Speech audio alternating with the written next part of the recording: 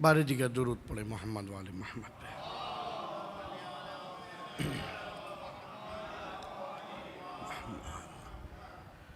لا حول ولا قوة الا باللہ العلی العظیم۔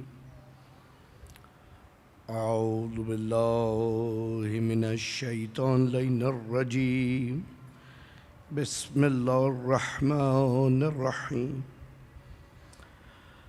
الحمد للہ الذی لا یبلغ مدحتہ القائلون ولا يحصي نعماه العادون ولا يعدي حقه المجتهدون الذي لا يدركه بعد الهمم ولا يناله غوث الفتن الذي ليس لصفته حد محدود ولا نعت موجود ولا وقت معدود ولا أجل ممدود والصلاة والسلام على حبيب الله وحبيبنا نبي الله ونبينا سيدنا ومولانا أبي القاسم محمد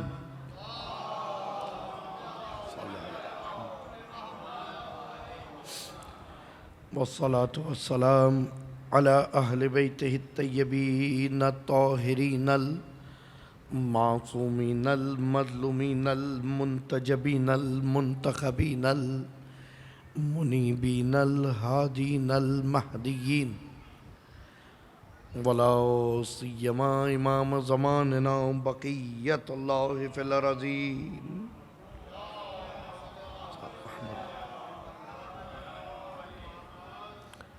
والصلاة والسلام على جميع الأولياء والوصيين واللعنة الدائمة على أعدائهم أجمعين أما بعد فقد قال الله تبارك وتعالى في قرآن الحكيم بسم الله الرحمن الرحيم وَإِذِ ابْتَلَىٰ إِبْرَاهِيمَ رَبُّهُ بِكَلِمَاتٍ فَأَتَمَّهُنَّ قَالَ إِنِّي جَاعِلُكَ لِلنَّاسِ إِمَامًا قَالَ وَمِنْ ذُرِّيَّتِي قَالَ لَا يَنَالُ أَحَدِي الظَّالِمِينَ۔ درود پڑھیے محمد والے۔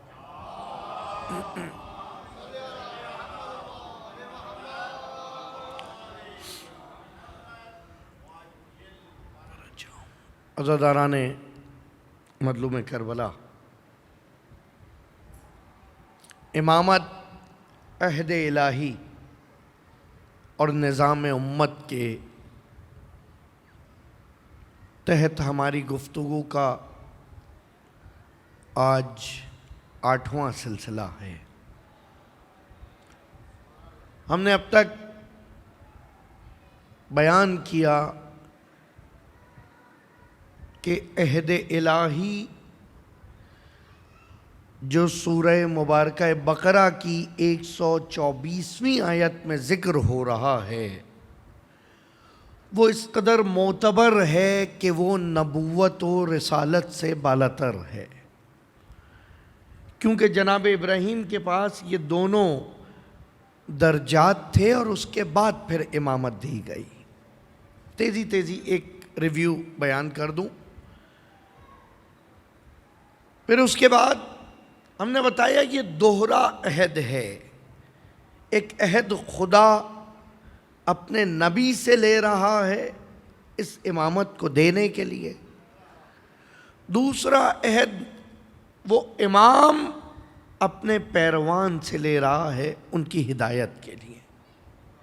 یعنی اب جس کو خدا امامت دے اس تک امامت کا آنا یقینی ہے، کوئی نہیں لے سکتا، اور امام جس سے عہد کر لے جسے چاہے اس تک ہدایت کا آنا یقینی ہے، اسے کوئی گمراہ نہیں کر سکتا۔ اور اس کے ذیل میں ہم نے پھر یہ بیان کیا کہ بیجا امامت کا عہدہ نہیں مل رہا، بلکہ امتحان کے بعد مل رہا ہے۔ امتحانات، سب سے پہلا امتحان عبداللہی کا امتحان ہے کہ عبدیت میں آ جائے۔ دوسرا امتحان یہ تھا کہ اپنے بیوی بچوں کو چھوڑ کر لقدق صحرا میں خدا کے ایک گھر کی تعمیر شروع کی جائے۔ اور پھر تیسرا عظیم ترین امتحان یہ تھا کہ بڑھاپے میں دعائیں مانگ مانگ کے حاصل کی جانے والی اولاد کو راہ خدا میں ذبح کرنے کا ارادہ کر لے۔ کم سے کم یہ 3 امتحان جناب ابراہیم نے دیے ہیں۔ کل انشاءاللہ اس کا تتمہ بیان کروں گا۔ لیکن کل جو ہماری گفتگو ہو رہی تھی کہ امام ذمہ دار ہے، تو ہم نے آیت کرسی کے بعد والی آیت سے بیان کیا، اللہ ولی الذین آمنوا یخرجہم من الظلمات الی النور۔ حقیقی معنی میں رسپانسبل خدا ہے، حقیقت میں ولایت خدا کی ہے، حقیقت میں یہ کام خدا کا ہے کہ اگر کوئی سچا ایمان لے آئے تو اس کو اندھیروں سے نکال کر روشنی میں لے آئے۔ اور خدا نے اس امر ہدایت کو تقسیم کیا، انما ولیکم اللہ ورسولہ والذین یقیمون الصلاۃ ویؤتون الزکاۃ وہم راکعون۔ آیہ ولایت کے اندر کہ یا تو اللہ ہدایت کر سکتا ہے، یا نبی ہدایت کر سکتا ہے، یا اس کا ولی جو اس نے نماز قائم کی ہو اور حالت رکوع میں زکوٰۃ دی ہو۔ اب یہاں پر جب ہم نے یہ واقعہ بیان کیا، ایک سوال ہے، پرانا سوال تھا، میں سمجھ رہا تھا آپ تک جواب پہنچ چکا ہوگا، لیکن پھر میرے عزیز نے سوال کیا، اس لیے بیان کر رہا ہوں کہ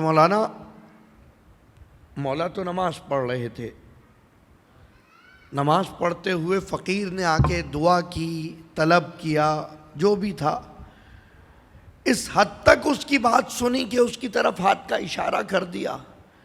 تو اس کا ایک انتہائی لطیف جواب تو یہ ہے جو آغا حسین انصاریان نے دیا۔ وہ کہتے ہیں مجھے یہ بتاؤ فقیر کس کی بارگاہ میں شکوہ کر رہا تھا؟ ایک نماز پڑھنے والے سے مولا توقع کرتا ہے کہ نماز ایسی پڑھو جیسے خدا کے سامنے پڑھ رہے ہو، تو جو نماز قائم کرے گا تو کیا وہ اس نماز میں بارگاہ الہی تک نہیں پہنچے گا؟ جس بارگاہ میں شکایت ہو رہی ہے وہیں امام موجود ہے، اور یقیناً وہ کوئی واجب نماز نہیں تھی، ورنہ جماعت ہوتی۔ صحیح ہے، کوئی واجب نماز نہیں تھی اور مستحب نماز تھی، جس کی خوشنودی کے لیے نماز پڑھی جا رہی ہے، اسی کی خوشنودی کے لیے فقیر کو انگشتری دے دی۔ اچھا، یہ انگشتری کا بھی عجیب عمل ہے۔ انگوٹھی کا مقام عجیب ہے، گرچہ اس کو کہتے ہیں خاتم، بچوں کے لیے بتا رہا ہوں، بزرگان یقیناً جانتے ہیں۔ انگوٹھی کو کہتے ہیں خاتم، اس میں اسٹیمپ ہوا کرتی تھی اور خط کے لیٹر کے خاتمے پر وہ لگا دی جاتی تھی۔ ٹھیک، دوبارہ دہراؤں، انگوٹھی کو کہتے ہیں خاتم کیونکہ اس پہ جو نام لکھا ہوتا تھا جو بندے کا، اس کو انگریو کیا ہوا ہوتا، کھدا ہوا ہوتا تھا، اور جب خط اختتام ہوتا تھا تو وہاں پر یہ اسٹیمپ لگا دی جاتی تھی کہ اب ختم ہو گیا۔ اسی وجہ سے پیغمبر کو خاتم المرسلین کہتے ہیں کہ بس اب رسالت کا خاتمہ ہو گیا۔ خاتم النبیین کہتے ہیں کہ بس اب نبوت کا خاتمہ ہو گیا۔ ٹھیک، گرچہ میری انگوٹھی پر یا ابو الفضل العباس نقل ہے، میری انگوٹھی کا نقش یہ ہے۔ انگوٹھی کے نقش بھی ایک موضوع ہے، کبھی انشاءاللہ ایسا ہوا تو بیان کروں گا۔ ایک ایک ولی کی انگوٹھی کا نقش ہے، ایک ایک نبی کی انگوٹھی کا نقش ہے، اور انگوٹھی کی قدر و قیمت یہ ہے کہ خدا کی بارگاہ میں اس کے ایک نبی نے دعا کی تھی، ربی حبلی ملکن لا ینبغی غیر، پروردگارہ مجھے ایسی سلطنت دے دے، ایسی سلطنت دے دے جو میرے بعد کسی کو نہ دی جائے۔ ساتھ رہیے گا، کس کی دعا ہے یہ؟ کون سے نبی کی؟ نبی سلیمان۔ نبی سلیمان نے دعا کی، پروردگارہ مجھے وہ مملکت دے دے، مجھے وہ سلطنت دے دے کہ جو میرے بعد کسی کو نہ دی جائے۔ اور خدا نے جو سلطنت نبی کو دی، نبی سلیمان لوگوں پر حاکم ہیں، جنوں پر حاکم ہیں، جانوروں پر حاکم ہیں، چرند و پرند پہ حاکم ہیں، ہواؤں پہ حاکم ہیں، فرشتوں پہ حاکم ہیں، ہر ایک سے خدمت لے رہے ہیں، اور وہ سب کچھ چل رہا تھا ایک انگوٹھی ہے سلیمان کی بدولت۔ اللہ اکبر، انگوٹھی کی طاقت دیکھیے، ایک انگشتر سلیمان کی بدولت یہ سارا سلسلہ تھا۔ قرآن میں یہ واقعہ موجود ہے۔ یہ ایک بڑا لطیف نکتہ ہے، کہا جاتا ہے اچھا یعنی جو حکومت، جو مملکت، جو طاقت، جو اختیار سلمان کو دیا گیا، جناب سلیمان کو دیا گیا، وہ اس کے بعد تو کسی کو نہیں ملا۔ آپ کیسے کہتے ہیں کہ آپ کے مولا مولائے کائنات ہیں؟ جواب بھی تو میں ہی بچوں کو بتاؤں گا نا۔ آپ کیسے کہتے ہیں آپ کے مولا مولائے کائنات ہیں؟ عزیزم غور کیجئے، نبی سلیمان دعا کر رہے ہیں، پروردگارہ ایسی حکومت دے جو میرے بعد کسی کو نہ ملے۔ یہ نہیں کہا کہ مجھ سے پہلے بھی ایسی حکومت کسی کو نہیں ملی، یہ نہیں کہا کہ مجھ سے پہلے بھی کسی کو نہیں ملی، کیونکہ اس وقت کو یاد کرو جس وقت جناب آدم کی توبہ قبول ہوئی ہے، تو ان اہل بیت کے صدقے میں جنت سے حبوط ہونے کے بعد لباس عطا ہوا، تو اہل بیت کے صدقے میں درود پڑھیے مل کے محمد والو۔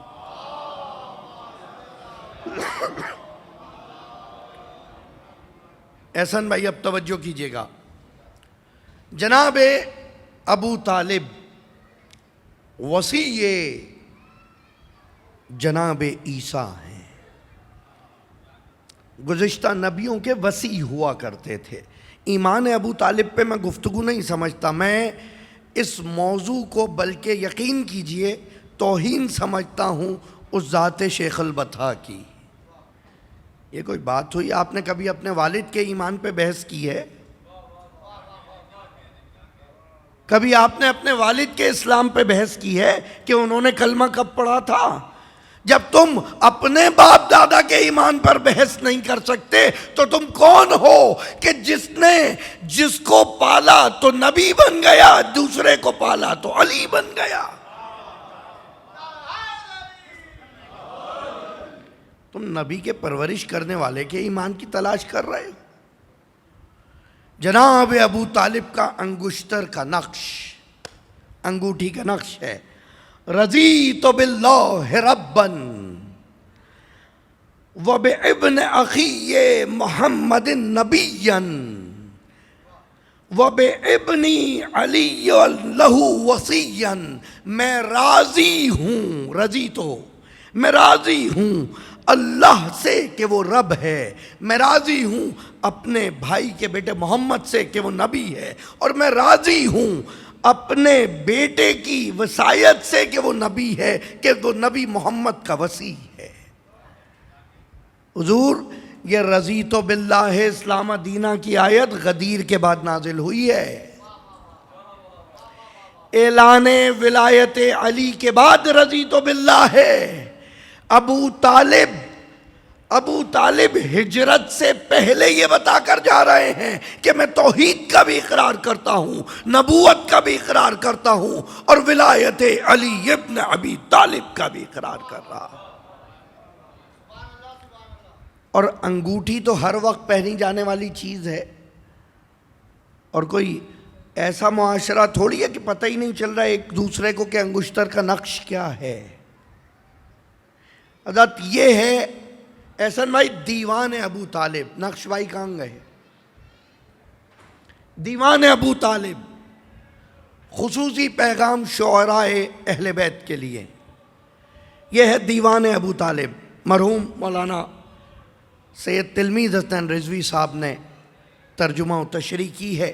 آپ کے جعفر طیار میں مرکزی مسجد میں پیش امام ہوا کرتے تھے مولانا ناظر الحسنین صاحب، یہ ان کے بڑے بھائی ہیں جو نیو جرسی امریکہ میں ہوتے ہیں۔ ایک عظیم کتاب، ایک عظیم خدمت باب اہل بیت میں، یقین کیجئے ایک ایسی خدمت کہ جس کے لیے مولائے متقیان امیر مومنان علی ابن ابی طالب فرماتے ہیں اللہم صلی علی محمد۔ مولا علی فرماتے ہیں وَكَانَ امیر المؤمنین، امام صادق علیہ السلام سے روایت ہے۔ ایک بار اور درود پڑھے محمد والا۔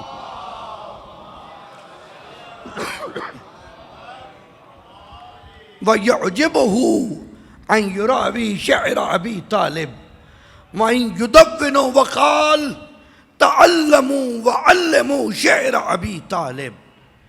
علی کو بہت پسند تھا کہ ان کے بابا کے شعروں کو روایت کیا جائے۔ علی کو پسند تھا کہ ابو طالب کے شعروں کو روایت کیا جائے، آگے بیان کیا جائے، اور پھر مولا متقیان نے فرمایا سیکھو اور سکھاؤ ابو طالب کے اشعار کو، اور اس کے بعد کَعَلِّمُوا أَوْلَادَكُمْ، اپنی اولاد کو سکھاؤ۔ فَإِنَّهُ كَانَ عَلَى الدِّينِ اللَّهِ، تاکہ انہیں یقین رہے کہ وہ خدا کے دین پہ تھا۔ وَفِيهِ عِلْمٌ كَثِيرٌ، اور ان شعروں میں بہت علم ہے۔ دیکھیں ایک وقت جس نے کبھی کتاب نہ دیکھی ہو اس کو چھوٹی سی لائبریری میں لے جائیں وہ پاگل ہو جائے گا، لیکن کسی نے بڑی لائبریری دیکھی ہو تو اس کو پھر کوئی انٹرنیشنل لیول کی لائبریری میں لے کے جائیں گا، اسے پریشان کرنا ہے۔ سوچئے شعر ابی طالب میں کون سا علم تھا کہ جو باب العلم گواہی دے رہا ہے۔ اللہ اکبر، اللہ اکبر۔ شعر ابو طالب سیکھو اور اپنی اولادوں کو سکھاؤ۔ وفیہ علم کثیر، کہ ان میں کثیر علم تھا۔ اور مولا کی اس روایت پہ پہلے میں ہی عمل کرتا چلوں، درود پڑھیے محمد والے محمد۔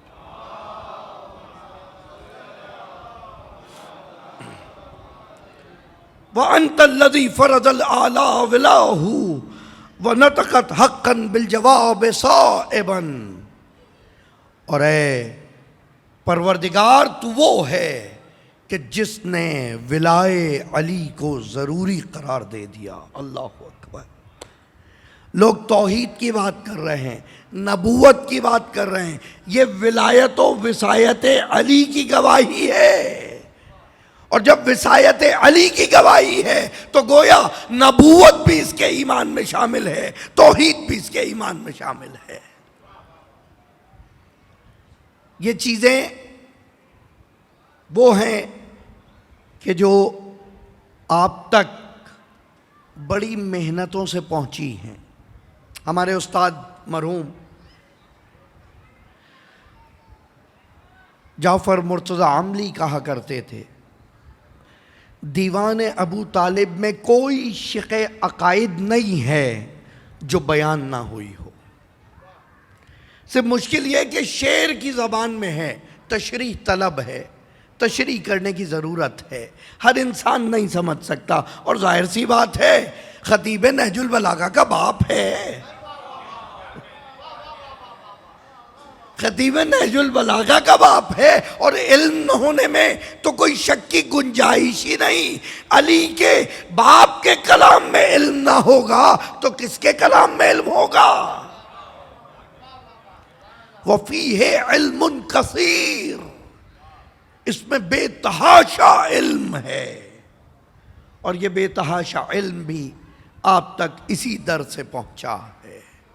یاد رکھیے یہ وصایت ہے جو ضروری ہے، کیونکہ آیت کا آخری حصہ وَلَا يَنَالُ عَهْدِي لِلظَّالِمِينَ، یہ عہد امامت ظالموں تک نہیں پہنچے گا۔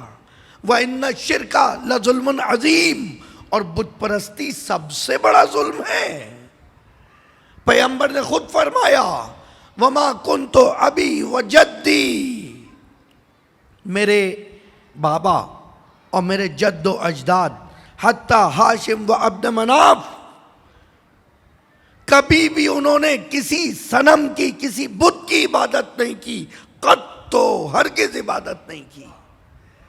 بھئی یہ ممکن ہی نہیں ہے۔ آپ زیارت کے جملے دہرائیے ذرا۔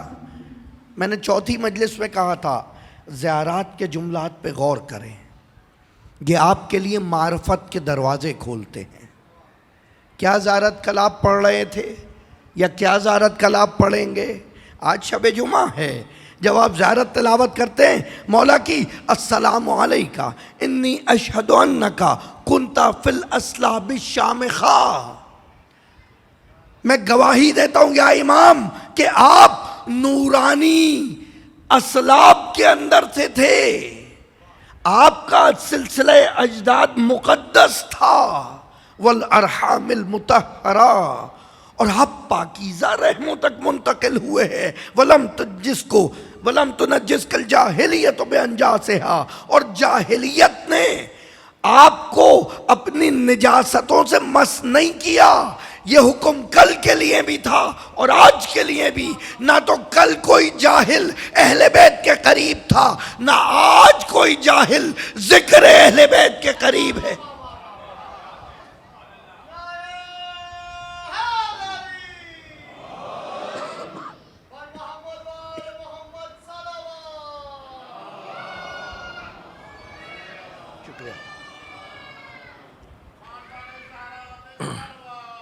اللہم صلی علی محمد۔ تو عزیزوں، اب اگر کوئی مجلس میں نہیں آ پا رہا تو یہ وعدہ الہی کے تحت ہے، یہ ارادہ الہی کے تحت ہے۔ خدا نے ارادہ کیا ہے کہ ان سے نجاستوں کو دور رکھے، تو دور رکھا ہوا ہے۔ ان کے ذکر سے بھی نجاستوں کو دور رکھا ہوا ہے۔ یہ ان کے ذکر کی پاکیزگی اس کے وجود نجس تک نہیں پہنچ سکتی۔ اور یہ بھی بات کوئی تعلی نہیں ہے، ایک مشکل یہ ہے، خطیبوں نے سارے علمی نکات کو اس طرح بیان کر کر کے آپ کا مزاج ایسا بنا دیا کہ شاید خطابت ہو رہی ہے۔ خطابت تو ابھی ہوئی ہی نہیں ہے۔ درود پڑھیے محمد والے محمد پہ۔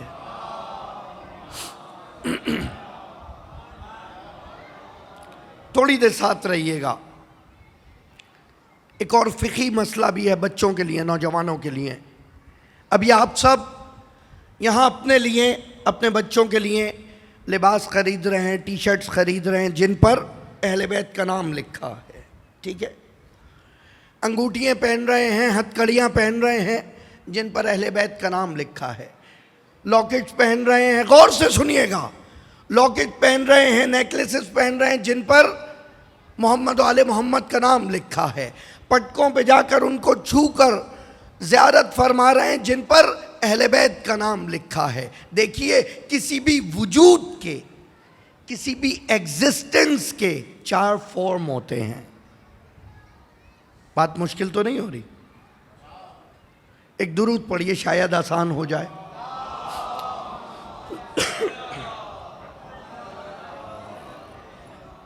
چار قسمیں ہیں وجود کی۔ چاچا دیکھیے گا، 4 قسمیں وجود کی۔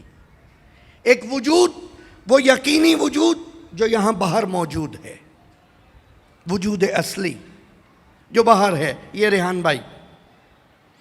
دوسرا ان کا وجود جو میرے ذہن میں ہے، مجھے دیکھنے کی ضرورت نہیں ہے، میں بغیر دیکھے ان کو امیجن کر سکتا ہوں، تصور کر سکتا ہوں۔ تیسرا، اگر کہیں ان کا نام لکھ دیا جائے ریحان، گرچہ ریحان کا مطلب خوشبو ہے، لیکن اس لکھے ہوئے نام سے نہیں آئے گی، صحیح۔ دوسرا وجود لفظی ہے، جو بولا جائے گا ریحان، سمجھ آ گئی؟ آسان مثال ہے۔ ہر وجود 4 طرح سے، 4 طریقوں سے بیان ہو سکتا ہے، ظاہر ہو سکتا ہے۔ یا تو حقیقت میں ایگزسٹ کرے، یا تو ذہن میں آ جائے اس کا امیج، یا تو لکھ دیا جائے اس کو، یا بیان کیا جائے۔ قرآن کے بھی 4 وجود ہیں۔ تھوڑی دیر ساتھ رہیں، ساری زندگی دعائیں دیں گے۔ قرآن کے بھی 4 وجود۔ ایک وہ وجود اصلی ہے قرآن جس کے لیے کہا کہ اگر پہاڑ پہ نازل ہو تو پہاڑ ریزہ ریزہ ہو جائے، لیکن ہم نے اس کو قلب مصطفیٰ پہ نازل کیا۔ وہ قرآن کا اصلی وجود تھا جس تک کوئی نہ پہنچ سکا، یا محمد پہنچے یا وہ اولو العلم پہنچے، من عندہ علم الکتاب، جن کے پاس پوری کتاب کا علم تھا۔ دوسری قرآن کی form, second form of existence, وجود کی دوسری قسم قرآن کے لیے، وہ جو عبارت لکھی ہوئی ہے، جو قرآن آپ کے پاس موجود ہے۔ الحمدللہ ہم مسلمان ہیں، ہمارے ہاں وہی 30 پارے کا قرآن ہے جو باقی تمام فرقہ اسلامی میں پایا جاتا ہے۔ وہ قرآن جو آپ کے ہیں وہ لکھا ہوا قرآن، جس کے لیے باقاعدہ آیت ہے لا یمسہ الا المطہرون، جب تک تم پاکیزہ نہ ہو اس قرآن کو چھو نہیں سکتے۔ ساتھ رہیے گا، جب تک تم وضو سے نہ ہو، جب تک تم حالت پاکیزگی میں نہ ہو، قرآن کو نہیں چھو سکتے، حرام ہے، قطعاً حرام ہے۔ اگر تم حالت وضو میں نہیں ہو، قرآن پڑھ تو سکتے ہو زبان سے، لیکن اس سے فائدہ نہیں اٹھا سکتے۔ اگر تم پاکیزہ نہیں ہو، قرآن کو دہن میں دوہرا تو سکتے ہو، اس سے فائدہ نہیں اٹھا سکتے۔ اب پتہ چلا یہ اتنے حافظان قرآن سارے قرآن کو دماغ میں لیے بیٹھے ہیں، دل تک نہیں اتر پا رہا، دل تک نہیں جا پا رہا، کیونکہ قرآن نجس جگہ جا ہی نہیں سکتا، اثر ہی نہیں دکھا سکتا۔ میرے عزیزوں، میرے بچوں، میرے بھائیوں، میری بہنوں، میری ماؤں، ٹھیک ہے اہل بیت سے عشق کا ایک طریقہ یہ ہے کہ اپنے بچوں کو ان کے لکھے ہوئے ناموں کے کپڑے پہنائے جائیں، پیشانی بند پہنائے جائیں، انگوٹھیاں پہنی جائیں، لیکن یاد رکھنا جس طرح وجود ذاتی اہل بیت کو کسی نجاست کو قریب آنے کی اجازت نہیں ہے، اسی طرح جہاں اہل بیت کا نام لکھا ہے بغیر وضو اس کو بھی ہاتھ نہیں لگا سکتے۔ فقہی مسئلہ بیان کر رہا ہوں، کسی بھی مجتہد کی توجہ المسائل دیکھ لیجئے، اگر حالت وضو میں نہیں ہے، آپ تو گئے تھے زیارت کرنے، علم آ رہا تھا، گھر سے نکلے کہا زیارت کر لوں جلدی سے، دیکھا آپ نے یہاں پہ نام لکھا ہوا تھا، آپ نے زیارت کر لی، اور بجائے اس کے کہ ثواب ملتا، آپ پر عذاب نازل ہونے لگا۔ مولانا نہیں، میرے مولا تو کریم ہیں۔ حضور مولا تو کریم ہے، آپ بھی تو سمجھدار ہیں، عقل کب استعمال کریں گے؟ اب وہ دور گیا جب یہ بول کے بچا جا سکتا تھا کہ ہم تک ہدایت نہیں پہنچی، اب تو تمہیں خود ہدایت تک پہنچا دیا گیا ہے۔ درود پڑھیے مل کے محمد والے محمد۔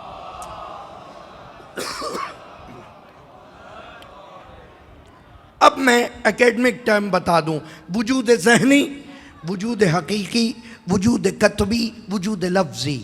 جس طرح وجود حقیقی اہل بیت کو کوئی نجس نہیں چھو سکتا، بالکل اسی طرح سے نہ تو ان کے وجود کتبی کو کوئی نجاست چھو سکتی ہے، نہ ان کے وجود لفظی کو کوئی نجاست چھو سکتی ہے، نہ ہی وجود ذہنی کو۔ اسی وجہ سے بہت سے ایسے تھے جو محمد والے محمد کو دیکھ تو رہے تھے، تھوڑا ساتھ دیجئے، دیکھ تو رہے تھے لیکن وجود میں اتنی کثافت تھی کہ نور اہل بیت منتقل نہیں ہو رہا تھا۔ درود پڑھیے مل کے محمد والے۔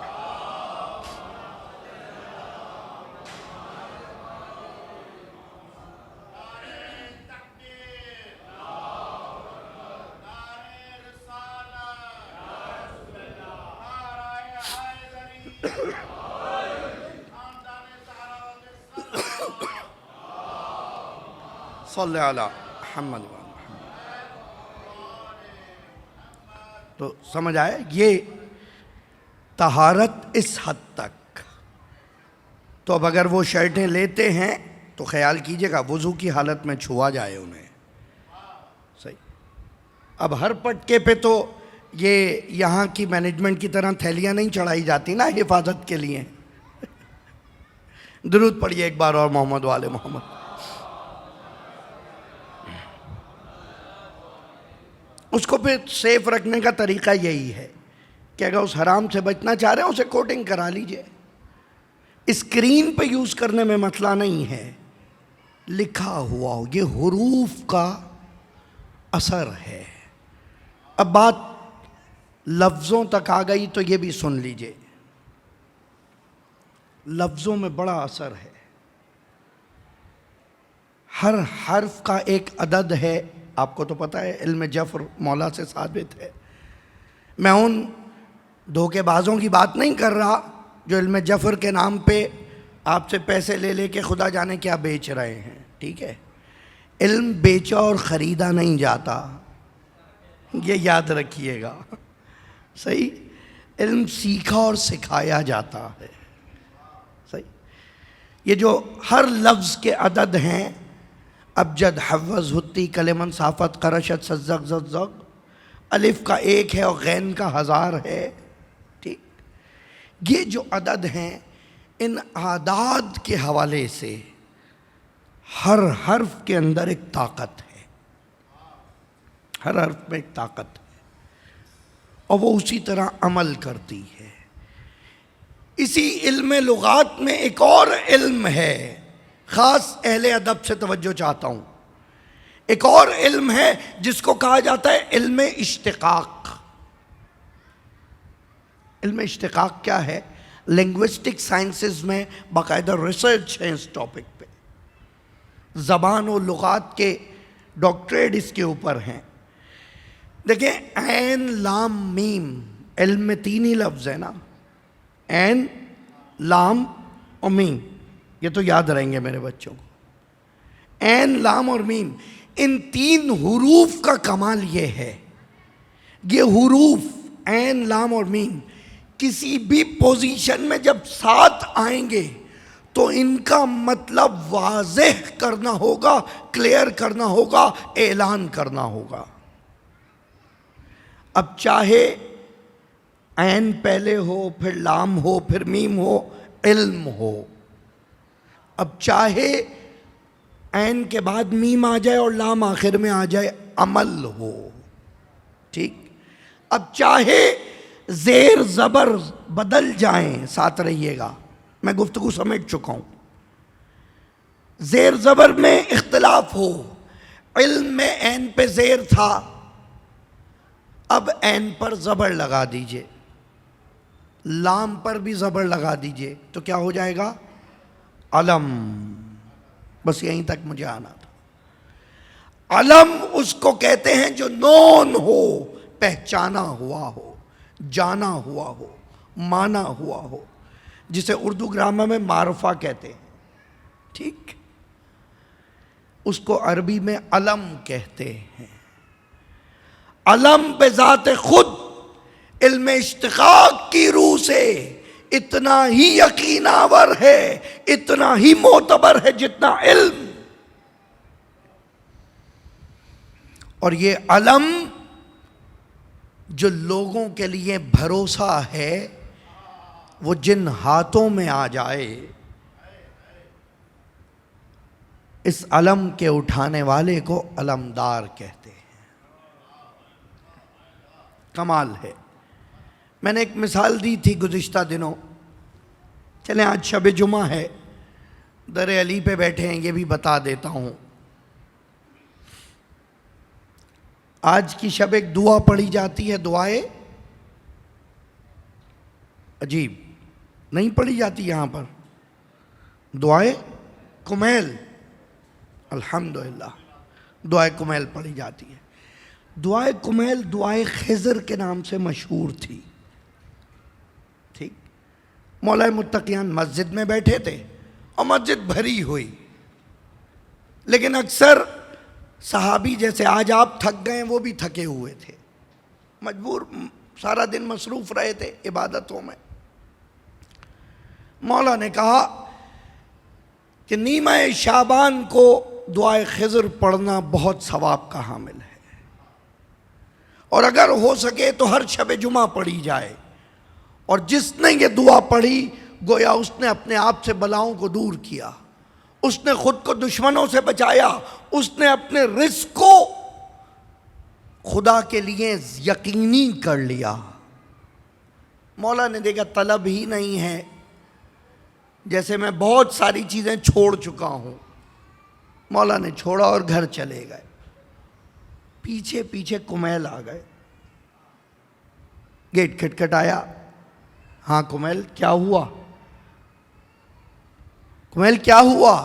بلا تشبیہ، کمیل کیا ہوا؟ کہا وہ دعا تو لکھوا دیں خضر والی۔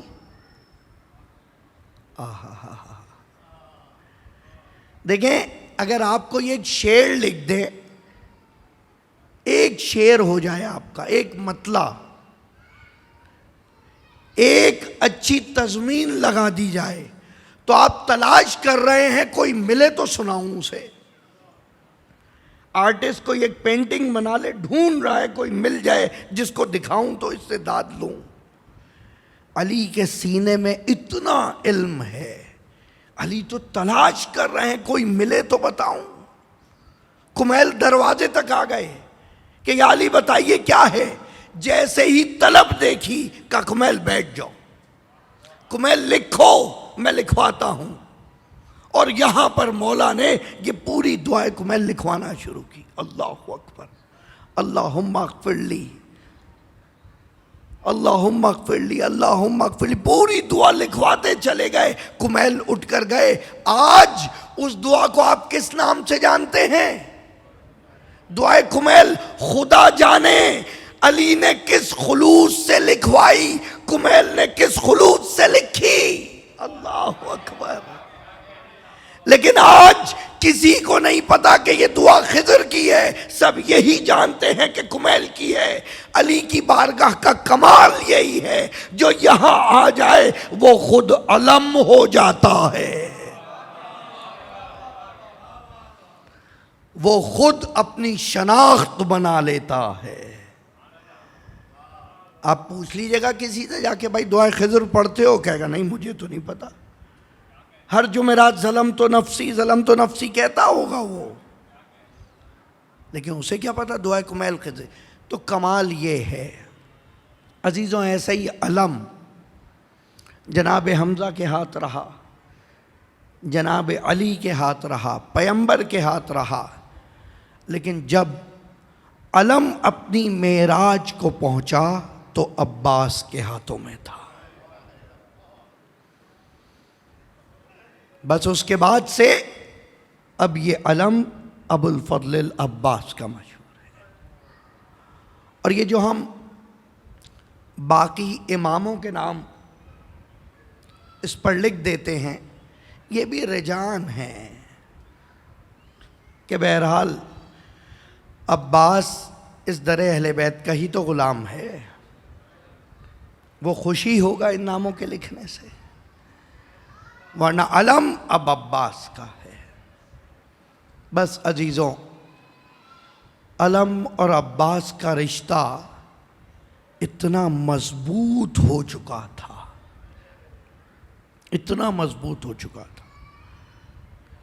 شب عاشور خود ابن زیاد کی طرف سے، شمر کی طرف سے، اور ایک اور کوئی قبیلہ ہے جس کی طرف سے، 3 مختلف جانبوں سے امان نامے آئے ہیں عباس کے لیے کہ کسی طرح عباس کو اپنی طرف کر لیں۔ کہ عباس تم کچھ نہ کرو، چلے جاؤ، ہماری طرف نہ آؤ، حسین کو چھوڑ کے چلے جاؤ۔ ہائے ہائے۔ اور یہاں تک کہ ایک گستاخ آیا اور کہا عباس ہم تمہاری ماں کے رشتہ دار ہیں، ہم سے آ کر بات تو کرو، تم تو اہل اخلاق ہو۔ ایموشنل بلیک میل ہو رہا ہے کربلا میں۔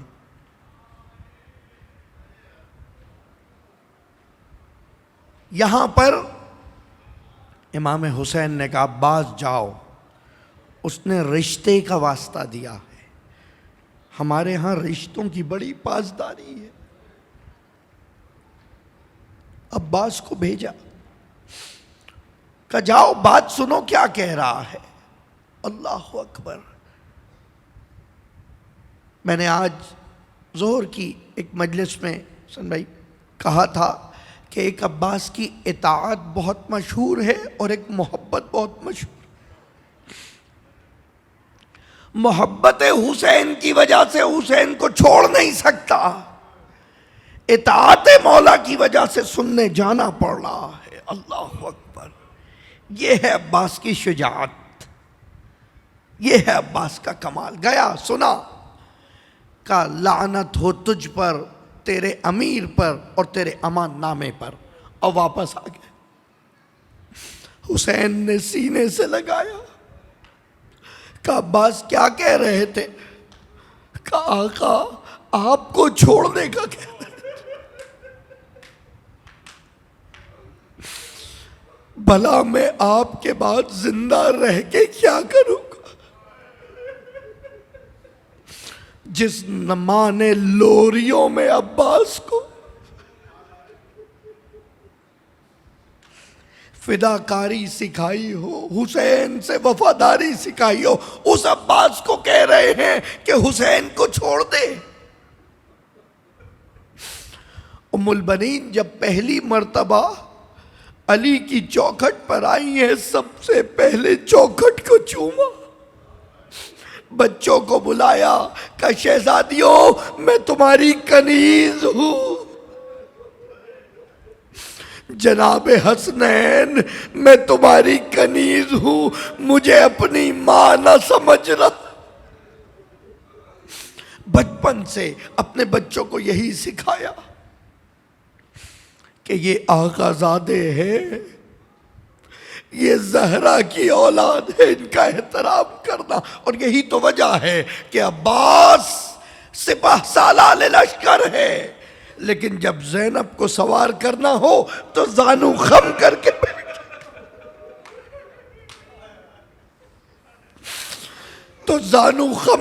بیٹھ جاتا ہے۔ عباس علم بردار لشکر ہے، لیکن اگر حسین کی چہیتی سکینہ کہیں رونا شروع کر دے تو عباس سے برداشت نہیں۔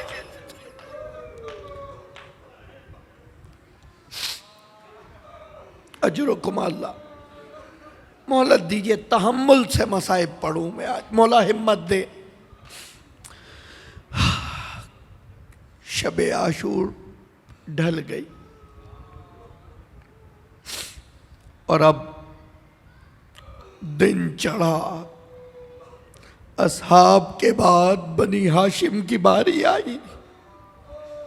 عباس خود اپنے بھائیوں کے پاس آئے اور آ کے کہا میں تمہیں حکم دیتا ہوں کہ ایک ایک جا کر حسین پر فدا ہو جا۔ اللہ اکبر۔ عزیزو، ایک ایک کر کے پوری فوج بکھرتی چلی جا رہی ہے۔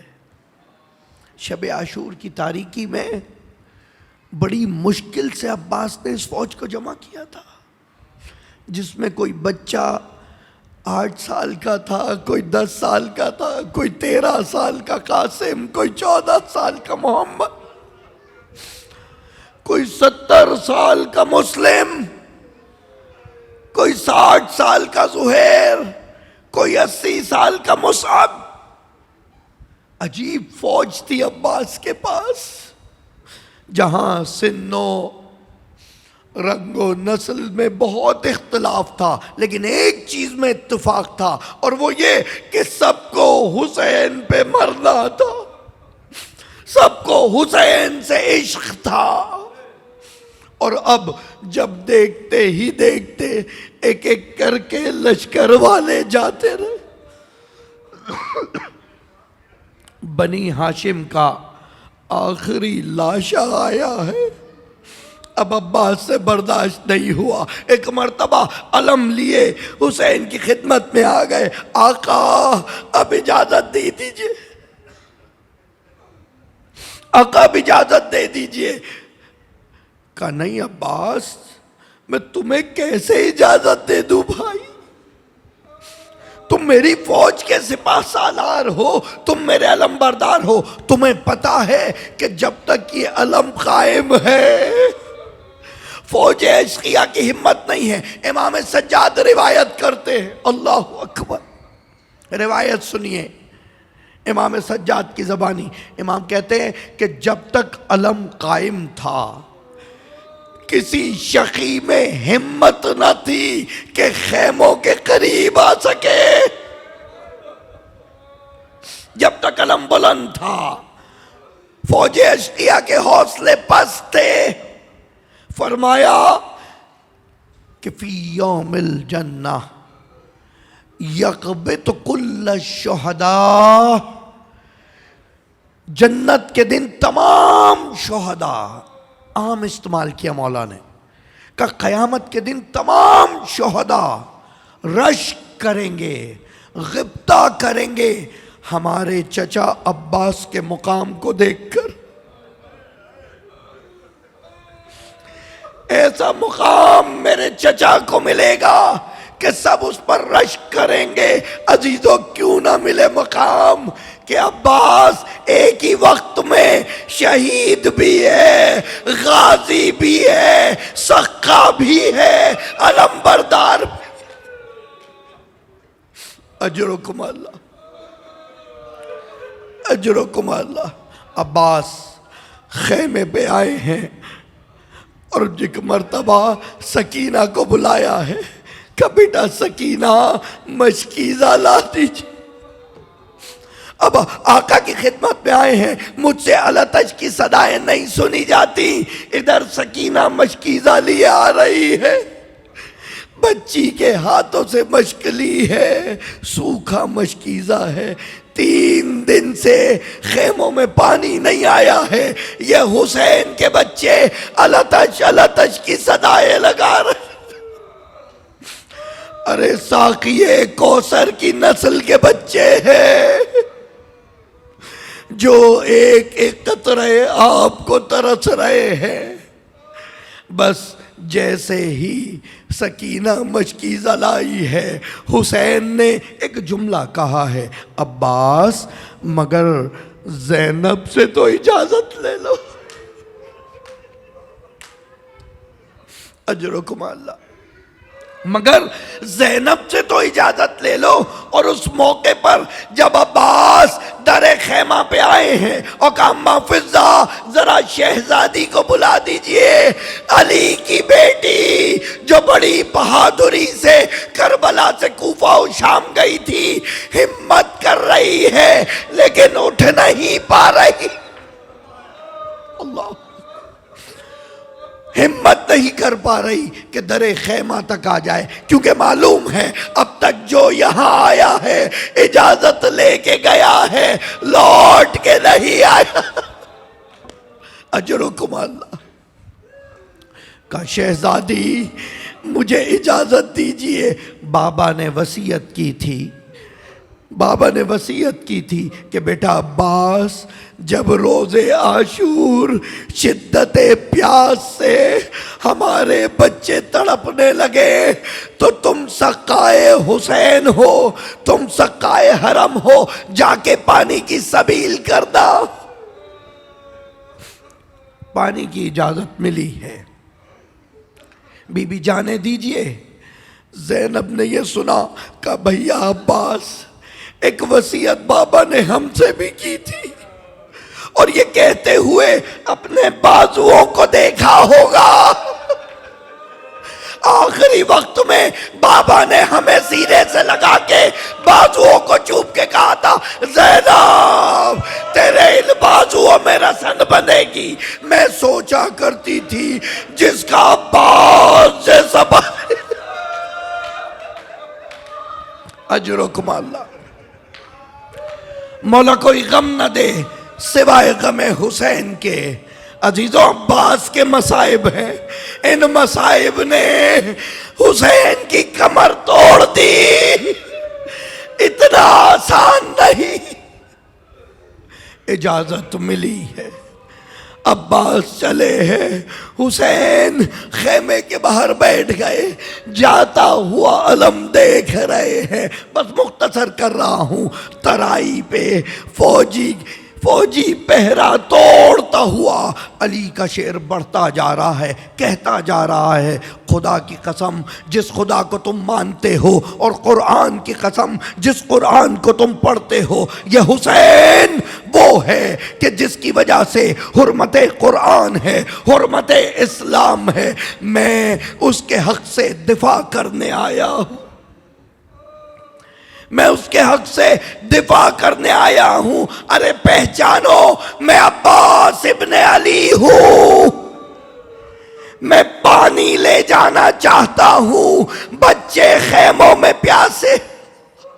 اللہ اکبر، مشکیزہ بھر لیا، مشکیزہ بھر کے ایک مرتبہ عباس پلٹے ہیں تو تازہ دم فوجیں فصیل بنائے کھڑی ہے، فصیل بنائے کھڑی ہیں۔ اب جو ہاتھ میں نیزہ تھا وہ غازی نے چھوڑا اور تلوار نکالی۔ کہا تمہیں یاد نہیں صفین میں میں نے جب تلوار چلائی سب کو علی یاد آ گیا؟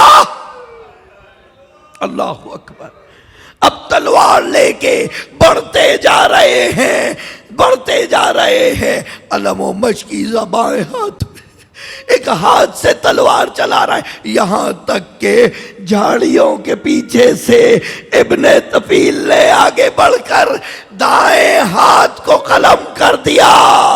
ارے یہ ہاتھ قلم ہونا تھا کہ غازی نے علم و مشکیزہ کو گھوڑے کی پشت پہ ٹکا لیا۔ زید آگے بڑھا، بایاں بازو قلم کیا۔ اللہ اکبر، اب اس غازی کے، اب اس جری کے دونوں ہاتھ نہیں، دونوں ہاتھ نہیں ہے۔ مشکیزہ سر سے چھپایا، اس کے باوجود کسی میں ہمت نہیں ہے کہ عباس کے قریب آ سکے۔ ایک مرتبہ زید نے جا کے آواز دی، حرملا اب تم تیر چلاؤ، ہم نے ہاتھوں کو کاٹ دیا، بس یہ سننا تھا، ایک تیروں کی بارش۔ اللہ اکبر، اللہ اکبر، ایک تیروں کی بارش تھی جو غازی پہ برس رہی تھی۔ جب ایک تیر مشکیزہ میں آ کے لگا، اب غازی کی آس ٹوٹ گئی، پانی بہہ گیا، اور اب عباس زی سے زمین پر آ رہے ہیں۔ دونوں جس کے ہاتھ نہ ہو، خدا معلوم، خدا معلوم وہ اتنی بلندی سے۔ کہتے ہیں عباس کا بدن ایسے لہیم شہیم ہے کہ خط کھنچتے تھے زمینوں پر۔ وَكَانَ جَسِيمًا وَوَسِيمًا، وہ جسیم عباس جب بغیر بازوؤں کے گھوڑے سے گرا تو رخسار کے بل خاکے کربلا۔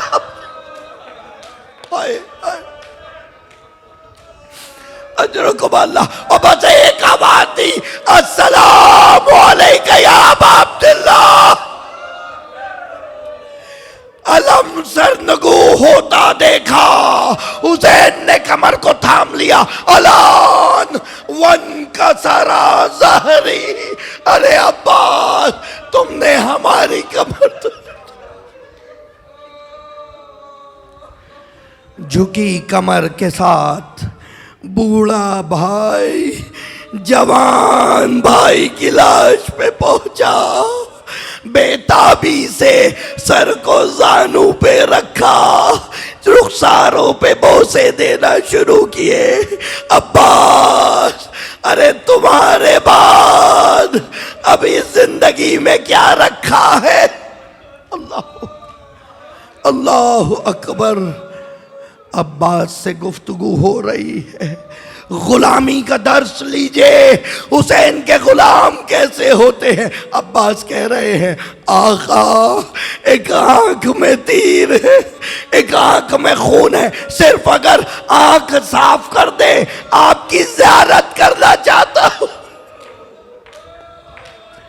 ابا کے دامن سے آنکھ کو صاف کیا ہے، جیسے ہی زیارت کی ہے آنکھوں سے اشک جاری ہوئے، کہا ایک خواہش اور ہے،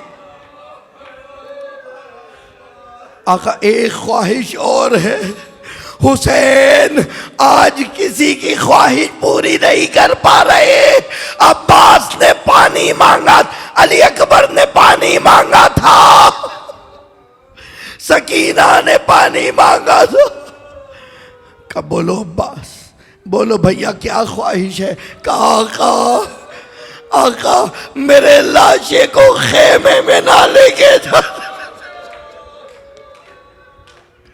اللہ اکبر، میرے لاشے کو خیموں میں نہ لے کے جانا، میں سکینہ سے بہت شرمندہ ہوں۔ اللہ اکبر۔ حسین نے مشکیزہ اٹھایا، بس مختصر کیے، حسین نے مشکیزہ اٹھایا، علم اٹھایا، خیموں کی طرف بڑھے ہیں۔ بچوں نے علم آتے دیکھا، ایک مرتبہ سکینہ دیکھو چچا آ رہے ہیں، علم نظر آ رہا ہے، کوزے لیے بچے در خیمہ سے باہر آ گئے، یہاں تک کہ رخ امام نمودار ہوا۔ ارے بچوں نے کوزے پھینک دیے، اب کوئی پانی نہیں مانگتا، علم آیا ہے، علمدار نہیں۔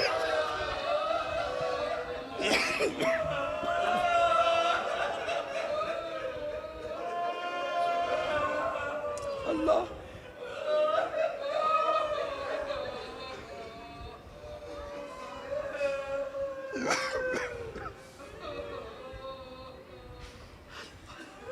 یا کاشف الکرب